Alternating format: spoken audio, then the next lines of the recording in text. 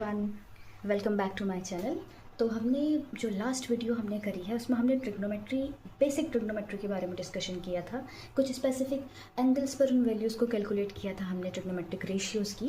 तो अब हम अगली वीडियो पे ये डिस्कस करने वाले हैं कि ट्रिग्नोमेट्रिक फंक्शंस क्या होते हैं। मैं फंक्शंस को डिस्कस नहीं कर रही हूँ, मैं सिर्फ ट्रिग्नोमेट्रिक फंक्शंस पे ही एम्फेसाइज कर रही हूँ। ठीक है, तो अब देखिए ट्रिग्नोमेट्रिक फंक्शंस होते क्या हैं। ट्रिग्नोमेट्रिक जैसे हमने पिछले वीडियो में हमने ट्रायंगल लिया था, हमने वहाँ पे एंगल्स और लेंथ ऑफ द साइड्स को आपस में रिलेट किया था ना।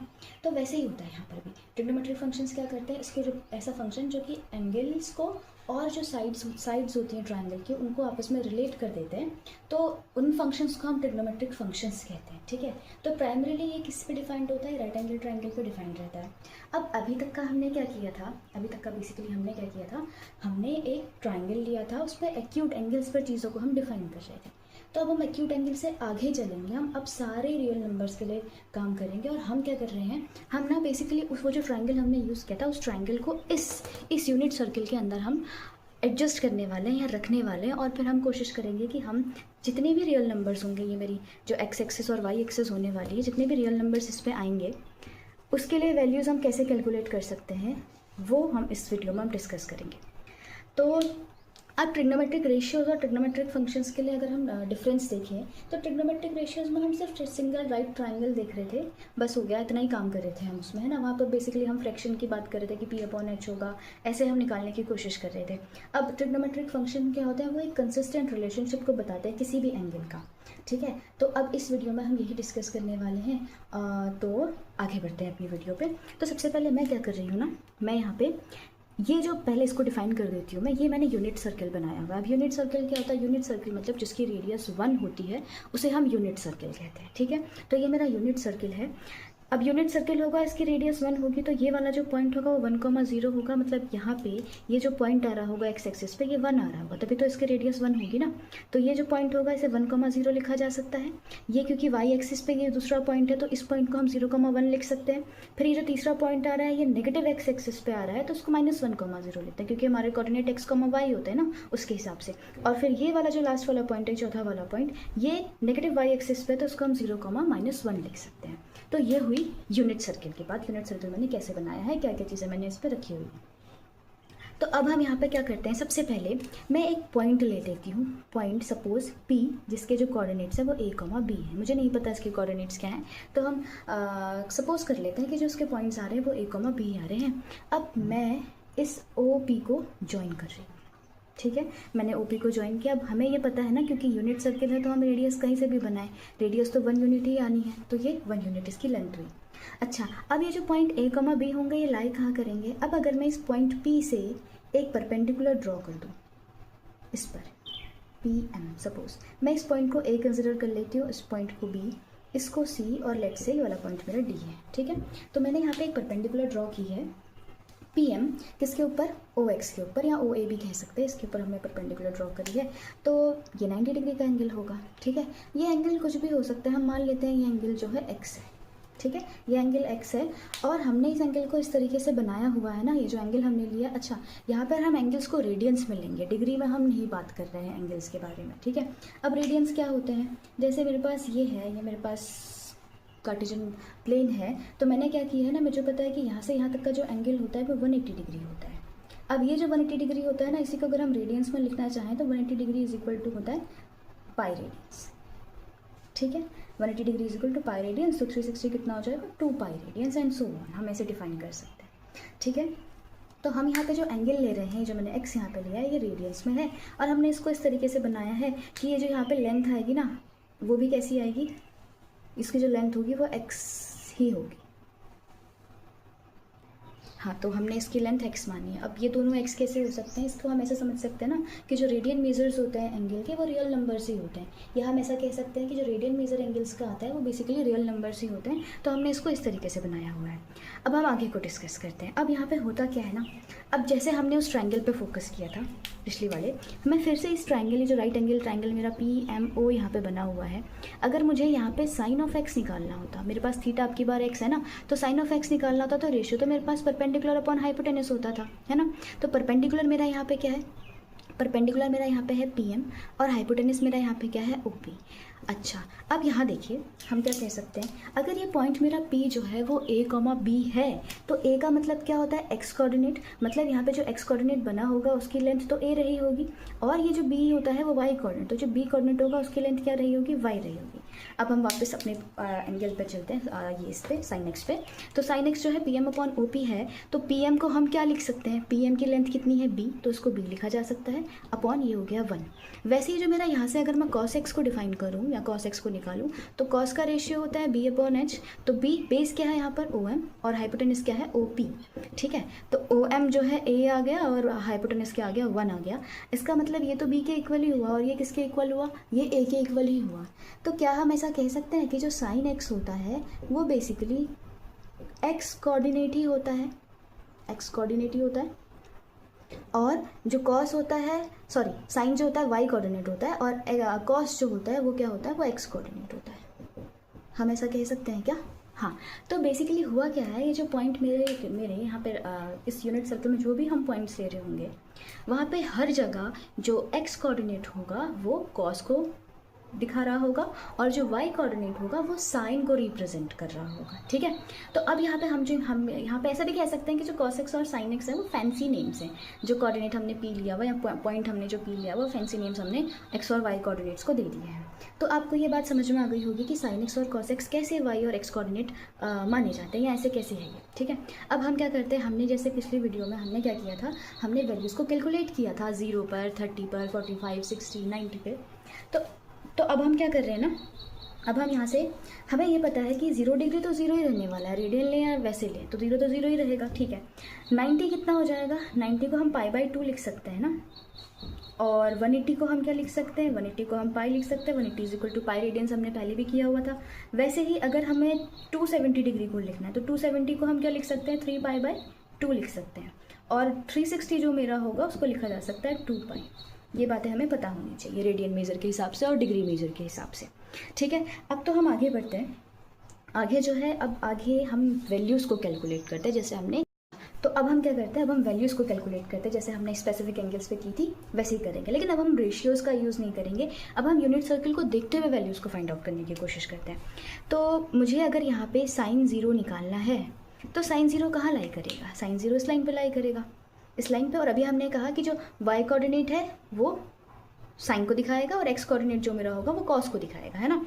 तो यहाँ पे जो sin 0 होगा वो क्या होगा, sin 0 यानी कि इस लाइन पे लाई करना है, इस लाइन पे लाई करेगा तो साइन की वैल्यू क्या होती है, y कोऑर्डिनेट, तो sin 0 0 हो गया। ऐसे ही अगर मुझे cos 0 निकालना होता तो cos 0 की वैल्यू क्या होती है, cos 0 जो होगा मेरा x कोऑर्डिनेट होगा यानी कि 1, cos 0 की वैल्यू हो गई 1। ठीक है, अब हम ऐसे ही π/2 पे वैल्यू निकालते हैं, तो π/2 कहाँ लाई करेगा, π/2 तो ये वाला होगा ना, तो π/2 में जो वैल्यू आएगी, जहाँ पे sin π/2 अगर मुझे निकाल रही हूँ तो मुझे वहाँ y कोऑर्डिनेट देखना है, तो y कोऑर्डिनेट मेरा क्या है 1। और ऐसे ही अगर मुझे cos π/2 निकालना है तो cos π/2 क्या हो जाएगा, x कोऑर्डिनेट यानी कि 0। ये हो गई sin 0 और sin 0, cos 0, sin π/2 and cos π/2 पे वैल्यूज़। अब अगर मुझे वैल्यू निकालनी है, मैं आगे बढ़ती हूँ और यहाँ पे निकालती हूँ मैं sin पाई पर वैल्यू। अब यूनिट सर्कल हमें क्या करता है ना, π/2 से आगे बढ़ा देता है, हम बाकी वैल्यूज़ को भी निकाल सकते हैं यहाँ पर से। वो जो वो वाला मेथड था ट्राइंगल वाला, वहाँ पे तो हम 90 तक का ही निकाल पा रहे थे मैक्स टू मैक्स, लेकिन यहाँ पर हम ज़्यादा वैल्यूज़ को निकाल सकते हैं। तो ये sin पाई हुई और ये cos पाई। तो अब हमें दिख रहा है कि पाई पर, पाई वाली लाइन ये होगी, यहाँ से यहाँ तक पाई डिग्री का एंगल बनेगा, तो ये जो यहाँ पे sin पाई आएगा, sin पाई ये होगा 0 वाला यानी कि y कोऑर्डिनेट, और ये cos पाई जो हो जाएगा -1 हो जाएगा। फिर उसके बाद आगे अगर मुझे ये वाली लाइन जो होगी 3π/2 होगी, यानी कि sin 3π/2, सॉरी sin 3π/2, जो sin 3π/2 होगा और cos 3π/2 होगा, cos जो होगा x कोऑर्डिनेट यानी कि 0 और sin जो होगा y कोऑर्डिनेट यानी कि -1। ठीक है, ये इतनी वैल्यूज़ हमने कैलकुलेट कर ली है इस यूनिट सर्कल की हेल्प से। तो अगर मुझे 2π पे भी निकालनी हुई तो 2π पे तो ये पूरा चक्कर काट के यहीं आ जाएगा, तो 2π पे वैल्यूज़ क्या हो जाएंगी, 2π पे भी साइन की वैल्यू 0 हो जाएगी, और जो cos होगा, cos 2π पे वैल्यू जो हो जाएगी वो क्या हो जाएगी, वापस से 1 हो जाएगी। तो हमें यहाँ से एक बात और पता चल गई कि 2π पे आने पे साइन अपनी वैल्यू रिपीट कर रहा है, कॉस अपनी वैल्यू रिपीट कर रहा है। तो क्या हम ऐसा कह सकते हैं कि जो साइन और कॉस का पीरियड होता है वो क्या होता है 2π, क्योंकि 2π पे वैल्यूज फिर से रिपीट हो जाती है। ओके, तो ये हमने निकाले एंगल्स यूनिट सर्कल पे मार्किंग्स की हेल्प से, ठीक है। तो पहले हमने ट्रायंगल के हिसाब से किया था और अब हमने ऐसे निकाल लिया इन एंगल्स को। अच्छा, अब हम यहाँ से कुछ बातें जो है नोटिस कर पा रहे हैं। वो बातें कौन सी हैं जो हमें नोटिस हो पा रही हैं? अगर आप ध्यान से देखेंगे तो जहाँ पर साइन 0, साइन पाई, साइन 2 पाई आ रहा है वो वैल्यू 0 है हर बार, है ना। और यहाँ पे देखिए π/2, 3π/2, ये वैल्यूज़ जो आ रही है ये क्या आ रही है? 0 आ रही है। तो क्या हम ऐसा कह सकते हैं कि जो साइन होता है साइन पाई पर या 2 पाई, या फिर हम ऐसा कहते हैं पाई और 2 पाई पे 0 है और 0 पे 0 है ना, तो साइन जो होगा जब भी हम साइन n पाई ले रहे होंगे, मतलब n मतलब कोई भी इंटीग्रल मल्टीपल अगर साइन का हम लेंगे, इंटीग्रल मतलब पॉजिटिव और नेगेटिव दोनों आ जाएंगे, हाँ, तो दोनों का हम जब लेंगे तो वो वैल्यू हो जाएगी 0। और कॉस कब 0 हो रहा है? कॉस 0 हो रहा है, तो जो हमारा कॉस 0 हो रहा है वो 0 हो रहा है π/2 के ऑड मल्टीपल्स पर। अब हम ऑड को तो 2n+1 की हेल्प से दिखा सकते हैं ना, तो हम ऑड को ऐसे दिखा दे रहे हैं, और ऑड मल्टीपल्स ऑफ π/2, तो जो कॉस की वैल्यू 0 होगी वो π/2 के ऑड मल्टीपल्स पर 0 हो जाएगी। तो यहाँ से हमें बहुत सारी बातें समझ में आ गई हैं। हमने वैल्यूज़ निकालना सीखा कि हम यूनिट सर्कल से वैल्यूज़ कैसे निकालते हैं, बहुत इजीली निकल गई हैं। और यहाँ से हमें ये भी पता चल गया है कि जो साइन n पाई होगा वो हर बार वैल्यू 0 होगा। n क्या है? इंटीग्रल मल्टीपल, पॉजिटिव नेगेटिव दोनों ले सकते हैं। और वैसे यहाँ पर कॉस जो होता है वो π/2 के ऑड मल्टीपल्स पर 0 हो जाता है। तो यहाँ तक की हमने बातें सीख ली हैं। तो अब जो हमने यहाँ तक की वैल्यूज़ निकाली हुई हैं वो तो फिर सिर्फ 0 पे, π/2 पे, मतलब इन पॉइंट्स पर निकाली है ना। बट अबाउट मिड वैल्यूज़, मतलब जो बीच में आएंगी, कहीं π/4 भी तो आएगा, कहीं π/6 भी आएगा, कहीं π/3 भी आ रहा होगा। तो उन वैल्यूज़ को हम कैसे कैलकुलेट करते हैं अब हम वो सीखेंगे। तो अब सबसे पहले हम वैल्यू कैलकुलेट करते हैं π/4 के लिए, ठीक है। तो π/4 के लिए हमें क्या करना होगा, हम कंसिडर कर लेते हैं कि जो एंगल POM होगा वो होगा π/4, ठीक है। अच्छा, अगर ये एंगल π/4 होगा और ये तो परपेंडिकुलर डला है तो ये तो 90 है ना, तो ये बचा हुआ एंगल कितना होगा? ये भी तो π/4 ही हो जाएगा, है ना, क्योंकि ये 90 डिग्री है, ये 45 है, तो अब 180 कंप्लीट करने के लिए बचा ही 45 है, तो ये एंगल भी क्या हो गया? 45 डिग्री का हो गया। तो यहाँ से हमें क्या पता चला है कि जो OM होगा और जो PM होगा उनकी लेंथ बराबर होगी। तो OM PM के बराबर हो गया, है ना, क्योंकि ये दोनों एंगल्स इक्वल हुए हैं। तो हमने पढ़ा है कि अपोजिट साइड्स जब इक्वल होती हैं, मतलब ये दोनों साइड्स अगर इक्वल हैं तो उसके अपोजिट में जो एंगल बने होते हैं वो भी आपस में इक्वल हो जाते हैं। तो फिलहाल अभी एंगल इक्वल है तो अपोजिट साइड्स भी इक्वल हो जाएंगे, जो एंगल्स के अपोजिट में बन रही होंगी साइड्स, ठीक है। तो OM जो है वो PM के बराबर हुआ। अगर मुझे यहाँ से OP कैलकुलेट करना है, तो OP मेरा हाइपोटेनस है ना, तो OP² = OM² + PM² होगा, ठीक है। अब जो OM है, OM और PM तो बराबर है, तो दोनों की जगह पे OM लिखा जा सकता है ना, इस PM की जगह पे भी हम OM लिख सकते हैं, तो OM का स्क्वायर, तो यहाँ से तो 2OM² ऐसे आ गया, ठीक है।